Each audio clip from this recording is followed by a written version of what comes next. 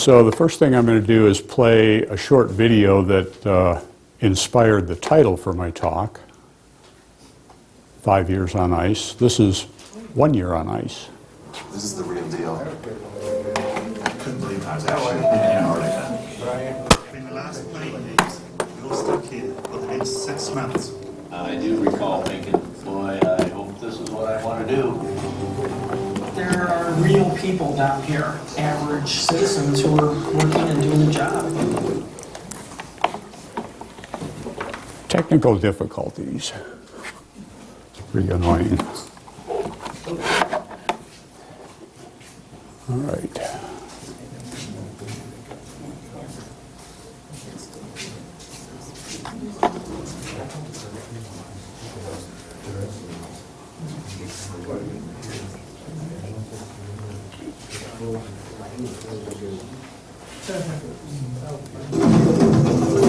It's probably the most isolated place on the planet, and that's really hard to adjust to. It can be really hard being away from home.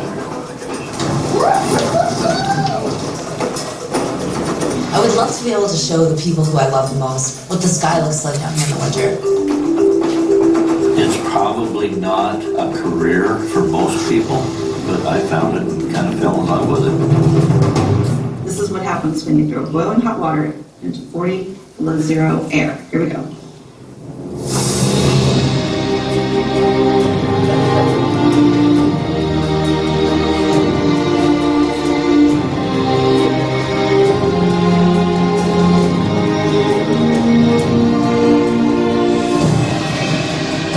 These might be the golden years of Antarctica, and if we're not careful, it could all get ruined. We have nations getting along better in Antarctica than I think they're doing anywhere else in the world. I try and explain the Antarctic experience to people back home, but they'll never fully comprehend what it's like down here.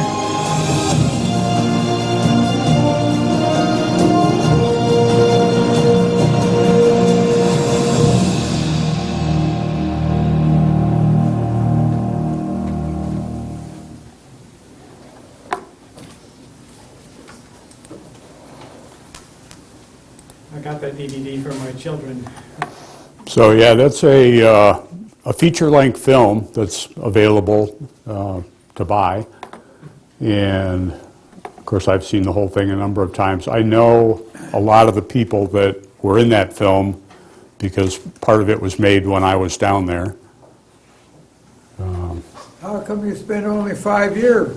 You didn't like the weather? Well, interesting stories. I'll get to that. All right, let's see if we can get this going here. There we go.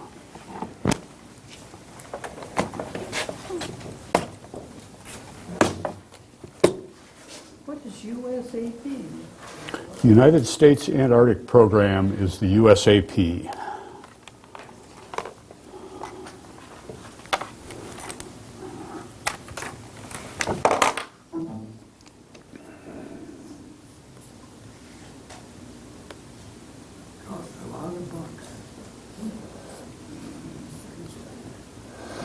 Got to get my screen organized here. I'm not a professional speaker, as you might guess.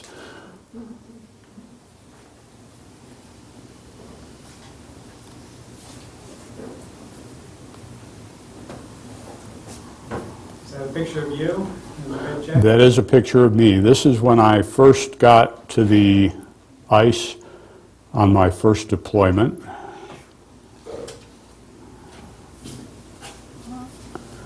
And getting off the plane was quite an experience in Antarctica, first time, so all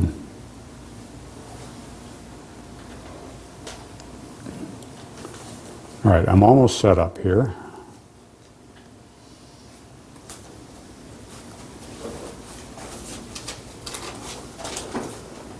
Okay, so this is a picture of McMurdo Station from satellite, And you can see that right around the point there is another station. It's hard to see in this picture, but it's Scott Base. That's the New Zealand station.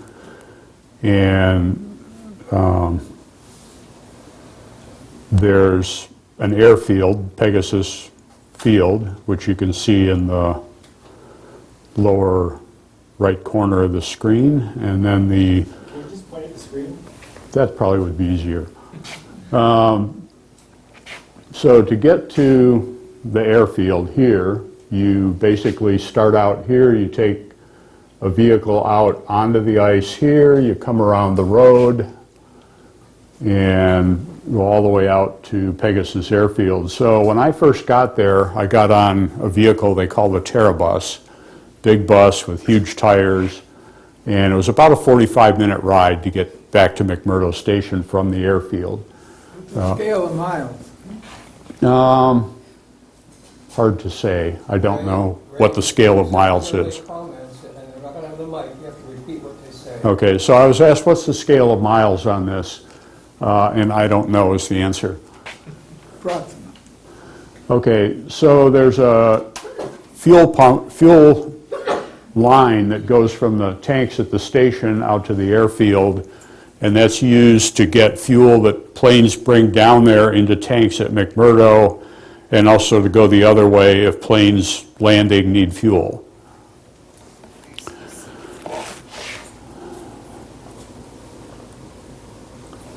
So this is a view of McMurdo Station from Observation Hill.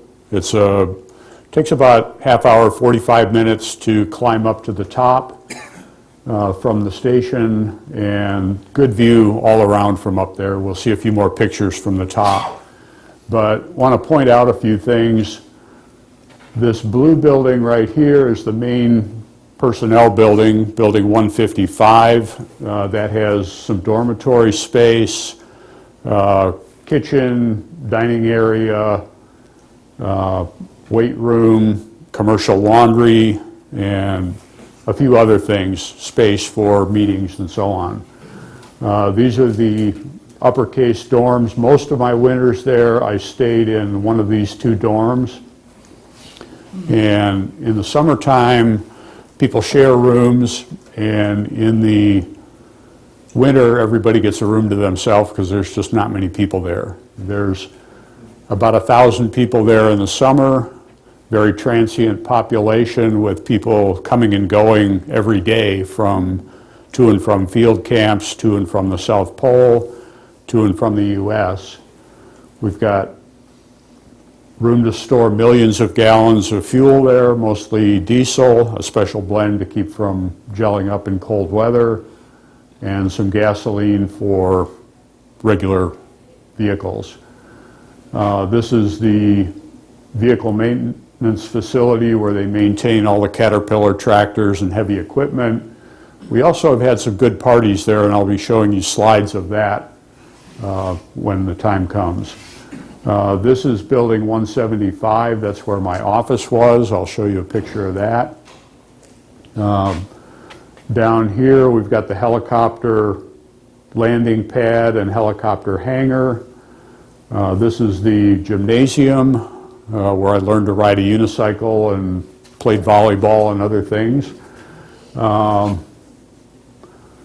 Lots of outdoor storage.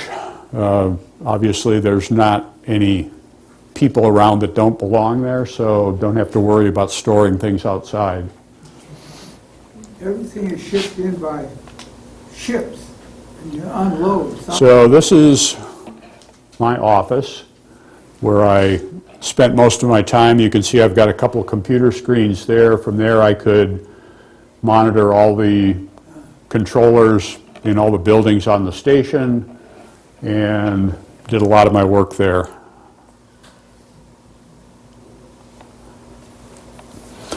So 2010 was my first winter there, and about 150 people. And you can see that I'm sitting down right here, and people from all over the country came down there to work. Note the woman here in the yellow-orange jacket. She's a fairly energetic individual. We'll see her in a video later.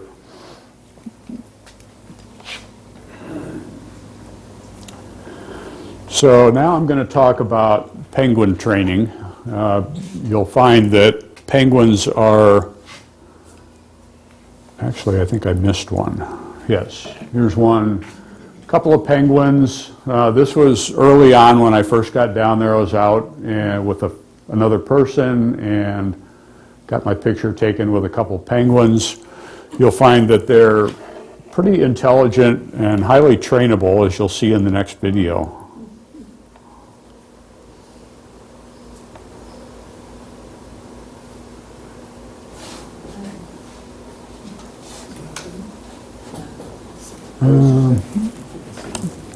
This could be difficult.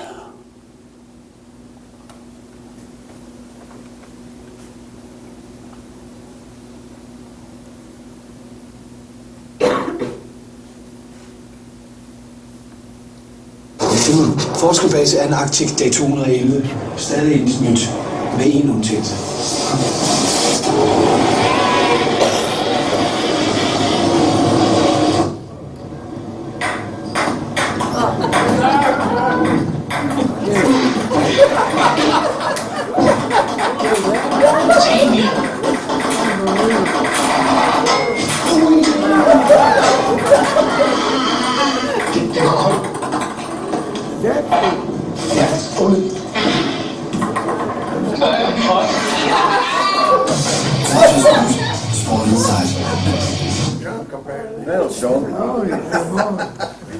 Okay, there really wasn't penguin training in Antarctica, but recreation, that's it for sure. This is at the South Pole Station where I was playing volleyball in the gym there. This is the full-time facilities engineer who works in the Denver area, used to work in the Denver area. He's the man who hired me for this position at the South Pole.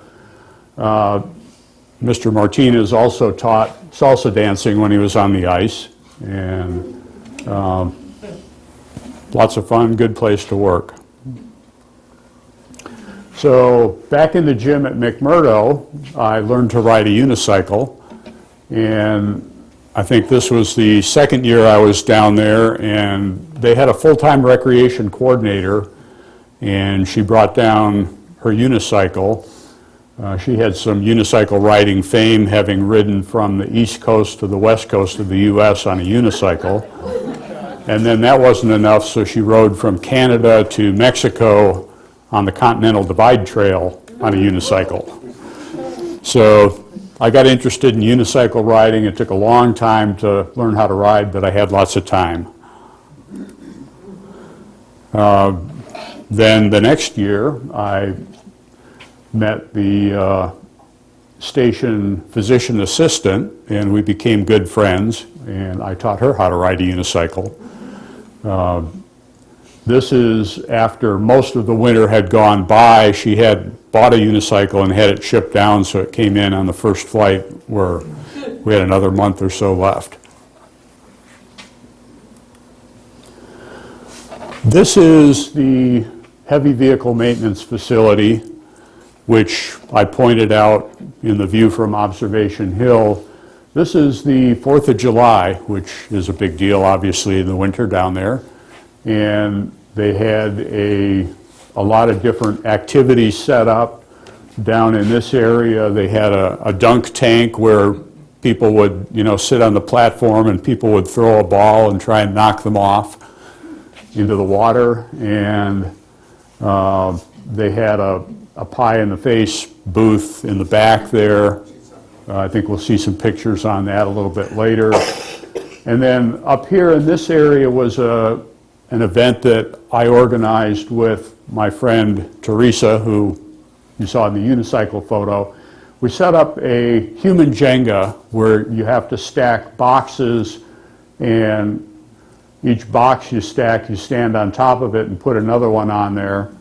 And you see how high you can go, and of course it's belayed so that when you fall off, you don't hit the floor too hard. And got a couple more slides of that. So this is getting started. I'm throwing boxes up as the person up there gets higher, and they keep going till they get to the point where they can't go any higher. How do they get down? How do they get down is the question, and that's a good question. How do you get down from there? Well, let's see.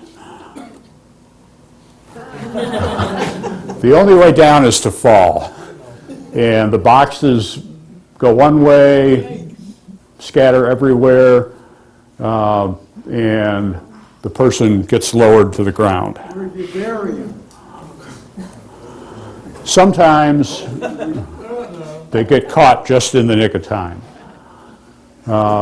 You can see that there's some chairs here in front of the belayer, and I'm wearing a hard hat because these boxes come down and kind of go everywhere. But great spectator sport, and people had a lot of fun doing it. So the pie in the face booth, which I mentioned earlier, people get great pleasure of throwing pies pretty hard, actually, at the person.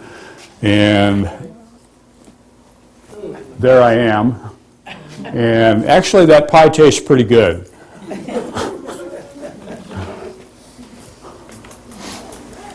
So I did. Do you volunteer for that position? I did a lot of different volunteer activities, and I did volunteer for this position.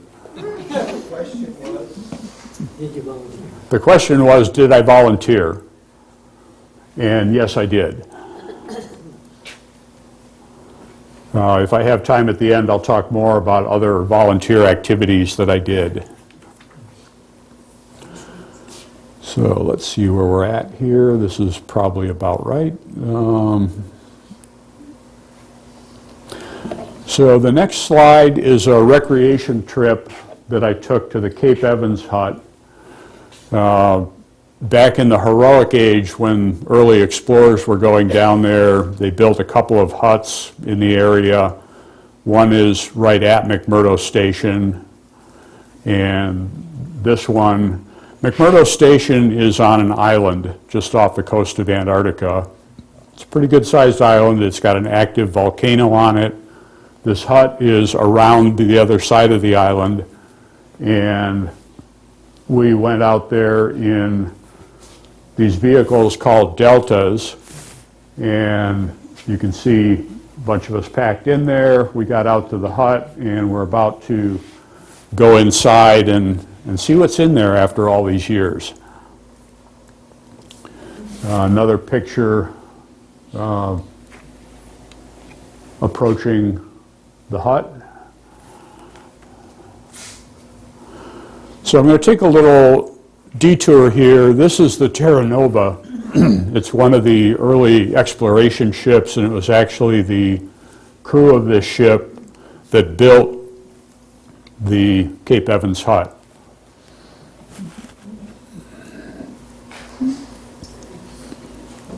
When? You'll see some pictures in the slides here that kind of detail the time period in one of them. So this is the inside of the hut. You can see there's a lot of the original artifacts still around, food containers, buoys, I think, that were used in some of the marine research they were doing, and so on.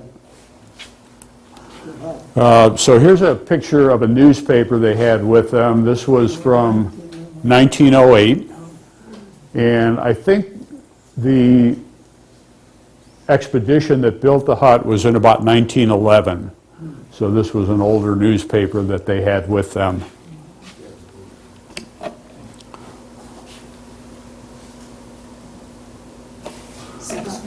And lots of various remains around the hut area. Not much changed for as many years as it's been. Is that dead bodies? Is that dead bodies? I believe that's a dog body. that you see the skeleton of there. Ray, several people weren't here at the beginning. If you want to say something, ask for the mic, raise your hand, and I'll bring it to you. It's getting too much shouting from the audience now. So there have been a number of questions, and as you can see, most of them get answered as we go along. So I think that at the end, you'll probably still have questions, but a lot of the questions you're asking will get answered as part of the presentation.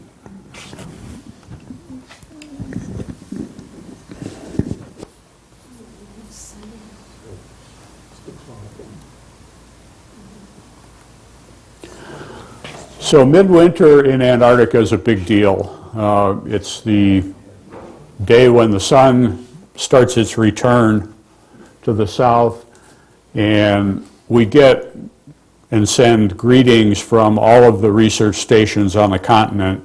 Most of the major countries have a research station there, and these are some of the midwinter greetings. A lot of them have pictures of the people that are at the various stations, and just good to see what's going on at some of the other stations. So another big event at midwinter is the midwinter dinner. And this is a major, it's kind of the major event for the kitchen staff. They go all out to prepare fancy food and desserts. And there's a lot of decorating done in the dining hall. You can see that here they have a whole roast pig that they've done. Lots of fancy desserts, fancy place settings. They have a champagne glass with some kind of a trinket around the stem. One year I got an Erebus crystal, which is a rare mineral that's found around Mount Erebus, the active volcano on Ross Island. So you can see we had a good time here. I've got a couple more slides of this. So this is the dining hall as it's been decorated. You can see they put fancy lighting on the normal lights. This was a special event. It was 100-year anniversary of, I think, when the South Pole was actually reached.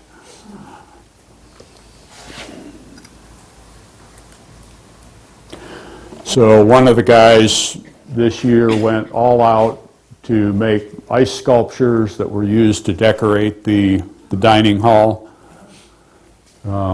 Penguin, one of the old ships, etc.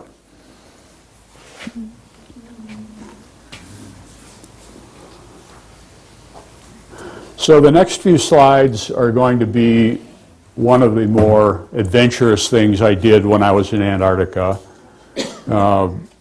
Another event that happens, or used to happen at midwinter, I think they've discontinued it now, but I was able to participate in this event a couple years in a row. I didn't do it my first winter down there. I didn't know that I could handle it. And the second year, after talking to people that did it the first year and talking to some other people, I decided to go for it. So I did the midwinter polar plunge. And what they do is they cut a hole through the snow, through the ice, down into 28.5-degree water. And you can see the ice is forming in the hole, the slush, about as fast as they can scoop it out. And you have to have a ladder to get down to the level of the water. So you climb down the ladder, and then you get to the point of no return, and you jump off the ladder, and you wind up in the water. Oh my God. So this is a event that quite a few people actually did down there. And you get to the point where you're totally under the water, and there are some sensations that you have when you do that. Not the ones that you would think, though. So when the air is 55 degrees below zero and the wind is blowing and it's dark, middle of the night in the winter, you go outside and the first thing that happens is your skin gets totally anesthetized. You have no feeling left in your skin. You're not hypothermic because you've been in a warm trailer where you got undressed. And so there's two sensations you have when you're in the water. You feel wet and you taste the salt. There's no cold shock when you jump in. The cold shock comes as you're climbing out, and now your skin has been warmed up by water that's 28.5 degrees, which is 70 to 80 degrees warmer than the air. And so you have an instant layer of ice on your body, and that does tingle a bit. That's warm from volcanic activity? Whoops. Not all cold and dark at McMurdo. We had a greenhouse that was up and running a couple of the years I was there. And this particular year was a year that we had done some repairs so that we could get the greenhouse back into operation. It was a pretty old building. And they grew lettuce and tomatoes and kale, lots of herbs.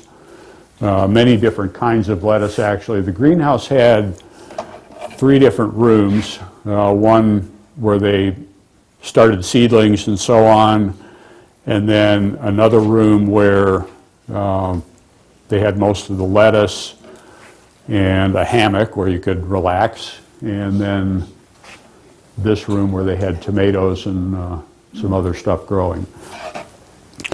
So that the greenhouse worker could get a day off. They had one day a week when they had volunteers to come in and go through the tanks and get the hydroponic solution right, balancing the pH and adding nutrients as necessary. And I did that a few times. So now I'm going to show a video. So in 2010, the Africa or FIFA World Cup team was being supported, and Shakira did a music video called Waka Waka to support one goal. And this is a 49-second video of some of us dancing Waka Waka in Antarctica.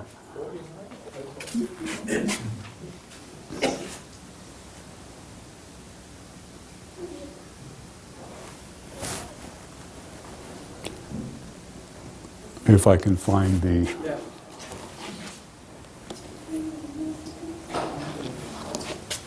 A little bit more than that. You're on. There we go.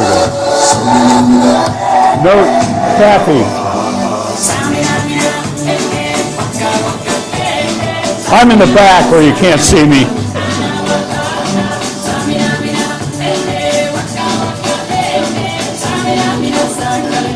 It's time for Africa.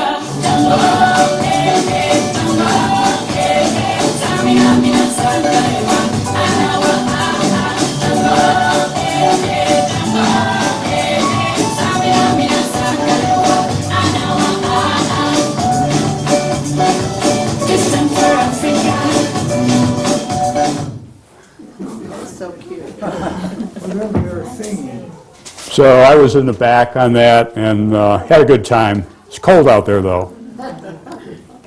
So in Antarctica, before the sun comes up, toward the end of the winter, when the sun is close enough to the horizon to light up very high clouds, we get nacreous clouds occasionally. They're pretty spectacular.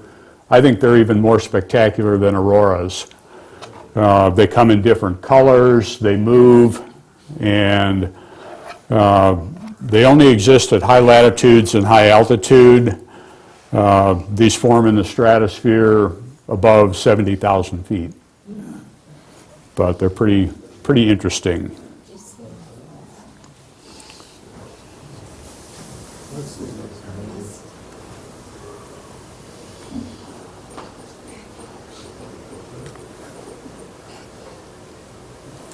Okay, so next I'm going to show a video.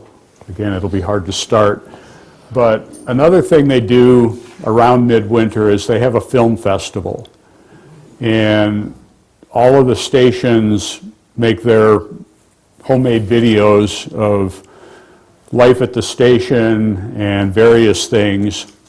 And there's two categories of films. There's an open category where you can take as much time as you want. You can show scenes from off the ice and so on. And then there's a 48-hour category where they have a number of different elements that you have to have in your video. And the year that I participated in this, the elements were the film must contain Popeye. It must contain a phrase, and the phrase was, which I imbibed rapaciously. It needed to have a dripping faucet, a chocolate stain on a t-shirt, and a few other things, but pretty interesting. And let's see if I can get this started without too much trouble.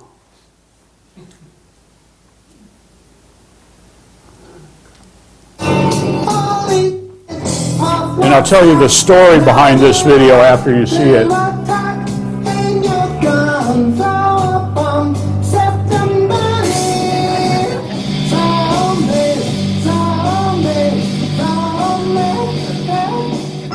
really don't want to go to work today. I just had a bad night.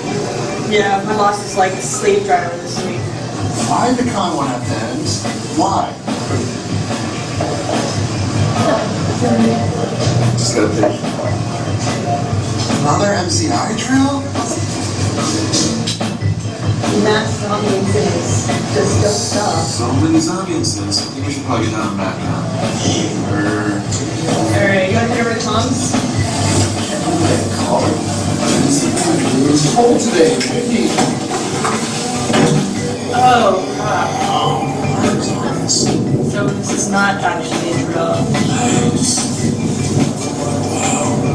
I just don't want to go inside. Maybe it's just like a high till it's over. We have the possibility of a mass zombie incident due to the station's lack of bacon. We must prepare ourselves. Get up, get up, get up! Were the zombies saying grains or like bacon? Maybe we should go hunt for some bacon or something. If we have bacon, maybe they won't eat us. I think we're alone now. There doesn't seem to be anyone. Oh no, you're all zombies! Oh, jeez, where are we supposed to be? Quick!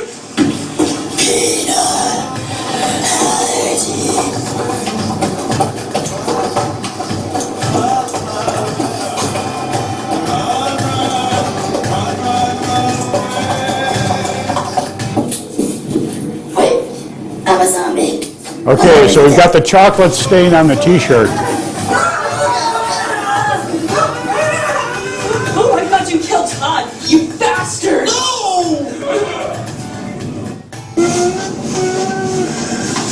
Watch your back, watch your back.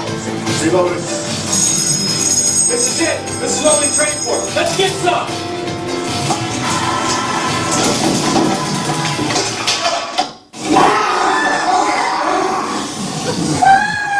Okay, so this is my part of the movie. Lame.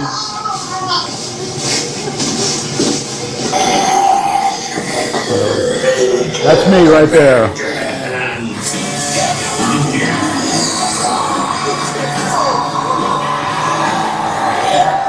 Blood, which I imbibed rapaciously.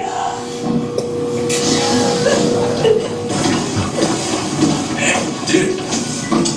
Yeah, Michelle was killed by Popeye. Popeye? Like Popeye? That's so lame. Totally. All right, enough of that. The first winter I was down there was the first winter that we had wind turbines online to generate some of our electricity. And these are on a ridge between McMurdo Station and Scott Base. And when the wind was blowing, we got about half of our electricity from wind. So this is one of the activities that kind of relates to some of the work I did. We had a fire hose training which actually started out as draining a tank and turned into a fire hose training because the firefighters didn't realize that it wouldn't be gravity-fed water that was coming down. It was actually out of a fire pump.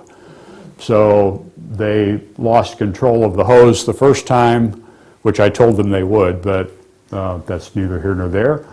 I used to be a fire chief in a former life. Anyhow, now they're supporting it properly, and you can see in the next video, this is the tank where the water was coming from, and the inside of this tank needed to be inspected, which was a pretty big deal because this is a confined space. There's lots of rules and regulations surrounding that, and as the facilities engineer, it was my job to do the inspection.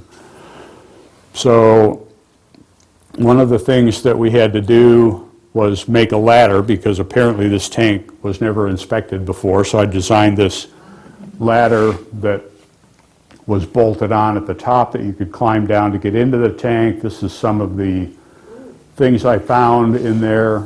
No serious damage, but a lot of scale and other stuff.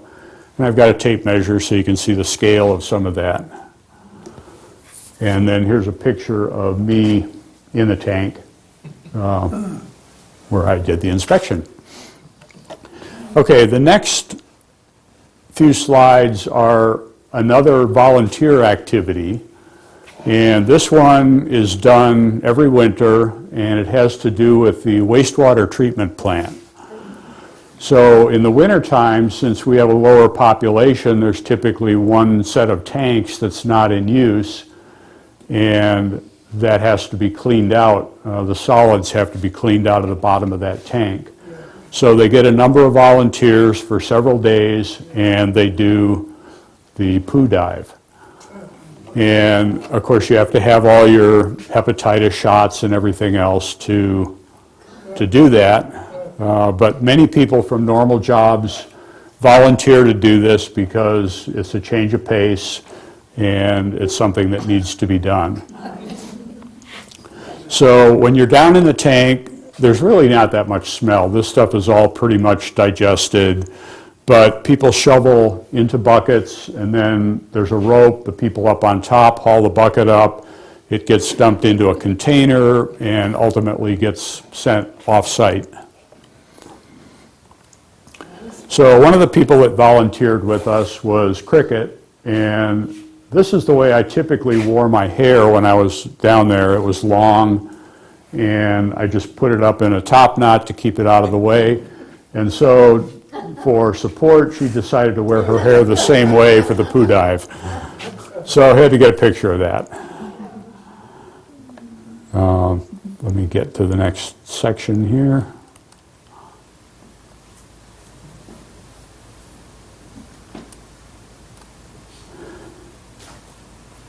Okay, so I'm going to show you a couple pictures of Mount Erebus. This is one time I was out on the sea ice, and looking back toward Ross Island, this is Mount Erebus here, and I'll show you one other picture of that from a lot closer.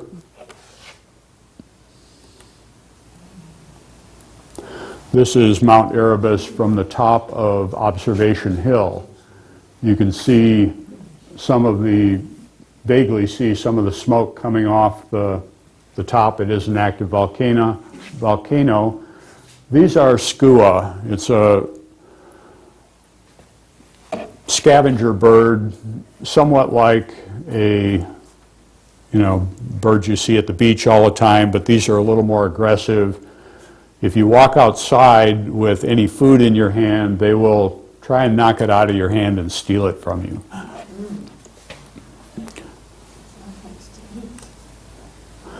Another recreation activity we did is we took a ride out to see a plane that crashed a number of years ago.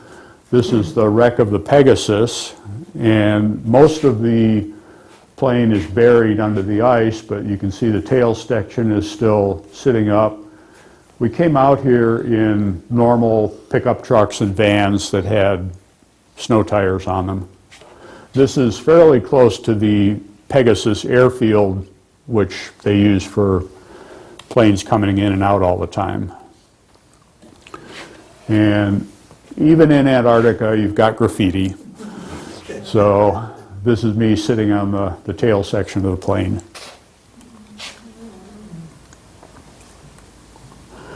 I had a couple of different folk dance groups in Antarctica. This was one year there was a team of French scientists that was doing a balloon research, and I got them interested in dancing, and there were a few other people. This is the gymnasium in McMurdo, and then I also did some dancing with Teresa, who wasn't a dancer, but we danced together for most of a different season, an hour at a time, a couple times a week, and had a lot of fun. I taught her a lot of dances, and together we learned some aerial moves. There's a backflip done during swing dancing. So moving on to the South Pole. The geographic South Pole marker is custom designed by the Winter Over crew every year, and on New Year's Day they move the marker and put a new marker in, because the ice at the South Pole is moving sideways at about 30 feet per year. And with that, they need to move the South Pole. Mickey Mouse boots. Mickey Mouse boots. Below the South Pole are a bunch of ice tunnels, and they run from the main elevated station out to various places like the water well, and they have a number of these escape raises where if there's a problem you can always climb out of the tunnel. This is a view up to the surface from the bottom of one of the escape raises, so you can see it's a long ways down there. In the tunnel itself, they have pipes for water and wastewater and other electric lines. You can see the walls are bulging in a little bit. We did a project one year where we actually cut back part of a wall about a foot and cleaned up the ceiling a little bit. The ice tunnels are at 55 degrees below zero Fahrenheit year-round. It's pretty cold down there. Wow. This is at the water well. It's called a rod well. There's a building up above that's got a hose reel and a way to take hot water and pump it down into the rod well, and then cold water comes back up. They pump about 16 gallons per minute down and about 18 gallons per minute back up, and so you get fresh water that way. A lot of this ice a couple hundred feet down was frozen thousands of years ago, so it's very, very pure water. This picture in the summertime, they have to take the pump out, clean up the hole, and put it back in because you've got the moisture from all the liquid water coming up and freezing on the sides of the bore. You can see the hose, the cable that gets lowered down with it, and then there's a big winch drum with the hose and a steel cable to lower and raise the pump. Another activity down there was a race around the world. We ran through all 360 degrees of longitude. The course was several miles long and physical challenge. It was cold down there, and high altitude, about 10,000 feet elevation. So running there is a little bit hard. A lot of people dressed up in crazy costumes. You can see I had a hat on due to my Norwegian heritage. In the summertime at the South Pole, you were able to get around not only by walking, but they had some snowmobiles and other vehicles that got around down there. In the wintertime, basically, you couldn't get around except by walking. If you needed something from one building to another, you had to pull it on a sled behind you.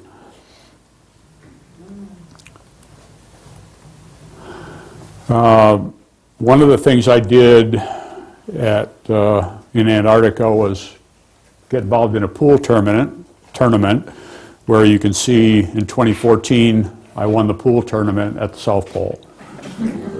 There were only 41 of us, so not a real big field, but something nonetheless. Now I'd like to show one of my last slides, which is another video. And this one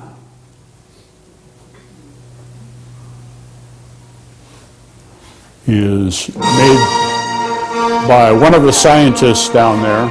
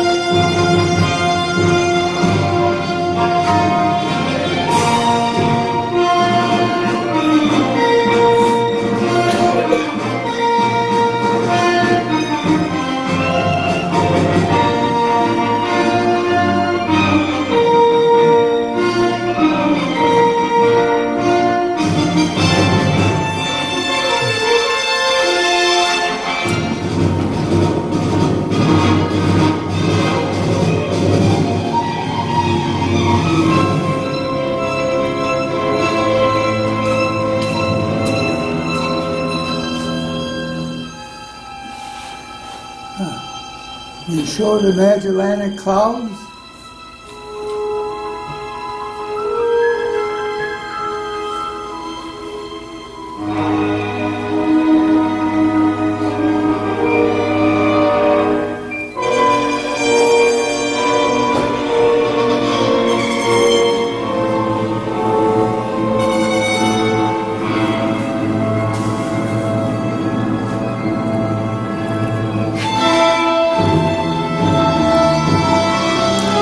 There you can see the South Pole telescope looking at cosmic microwaves.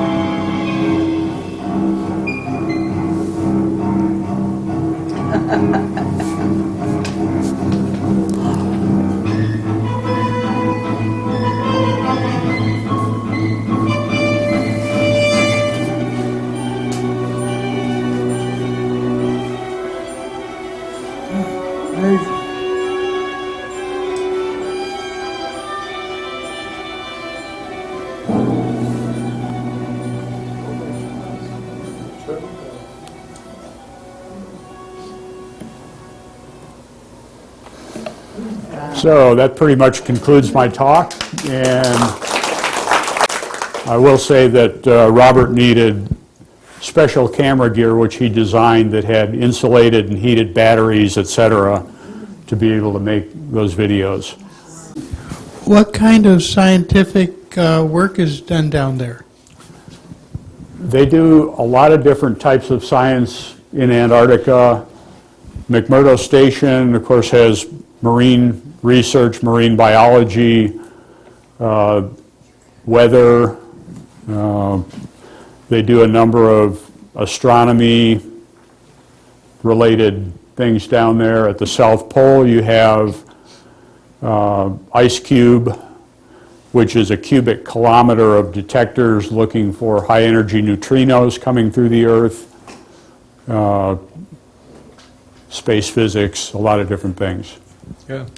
Yeah, Ray, that sounds great. Can you give us a tour there? You can take a tour down there if you have lots of money. I can't give you a tour. I was a tour guide down there, and people that came down on vacation, a lot of them got a tour from me, both at McMurdo and at the South Pole. On the earth science, do you have any thoughts or comment on the volcanic activity at the South Pole and that high level of that, like Iceland, up on the north end of the Earth? Any thoughts about that? I really don't know anything about volcanic activity. Obviously, there is volcanic activity in the area of McMurdo, and I know scientists do go up to the top of that volcano and do research up there. At the South Pole, there's a observation station, I think about 5 or 6 miles from the main station, where they have an underground instrumentation set up that they're looking at vibrations. And I took a group of scientists out there in a track vehicle one time, so I got to see it. Yeah, Jerry Grass. You said you had to move that South Pole marker about 30 feet every year. Is that right? That is correct. Why does it move, and how do you know exactly where to move it to? I think they use satellite data to tell where the geographic South Pole actually is. So that's how they know where to move it to, or other surveying techniques. I'm not a surveyor, so I really don't know, but they obviously figured that out. And as to why it moves, the highest temperature ever recorded at the South Pole is 7 degrees above zero. So things don't melt there. And you have, all over the Antarctic continent, you have water building up in the form of ice and snow, and it's constantly sliding sideways toward the ocean. And when it gets there, glaciers break off, and those chunks move north and melt. So you've got a continuous motion of ice on the continent. How many nations are involved in these activities? I don't know the exact count of number of nations, but as you saw on the picture at the stairs there were, I think, more than a dozen there. I don't know how many, but I do believe that most of the major countries do have research stations on the continent. And also, since South Pole is close to the atmosphere, what kind of protections are taken to protect humans from the cosmic radiation? I don't know that there's any specific protections against cosmic radiation other than clothing. And it's cold enough there that basically you have no exposed skin when you're outside for any length of time. Everything must have been prefabricated in the U.S. or somewhere else, and you had to have crews install all that equipment and the buildings. That's a monumental task. How in the world, all those elegant buildings, everything was prefabricated, right? And then you had to have a crew to install them and maintain all that stuff. That's a monumental job.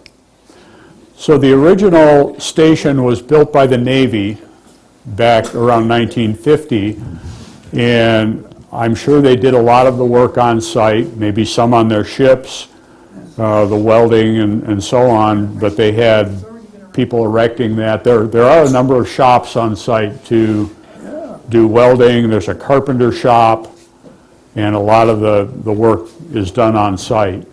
How about the maintenance crew? So the purpose of the US Antarctic Program is to provide maintenance and logistics for the program. So there's a lot of different skilled trades crews down there. Okay, anybody else? I must have missed your hand. Okay.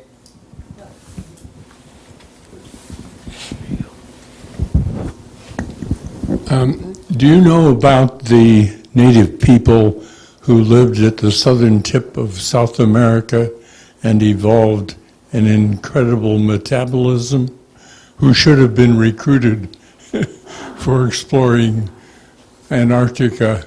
Do you know about them? I don't know anything about them. I do know that there are no native human populations on Antarctica before we started doing research down there around 1900, I believe. There might have been, because there was a time when there was no ice there, but... That's way before I think we know a whole lot about what was going on down there. Well, these native people evolved a metabolism that enabled them to go swimming in ice water naked. I can do that. For a long time.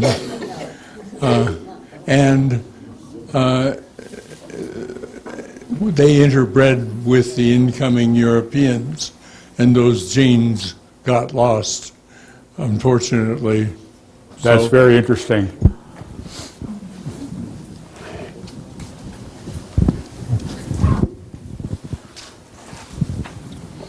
Yeah, Jerry Grass again. So you said those tunnels deep under the ice are like it's 55 below zero all the time.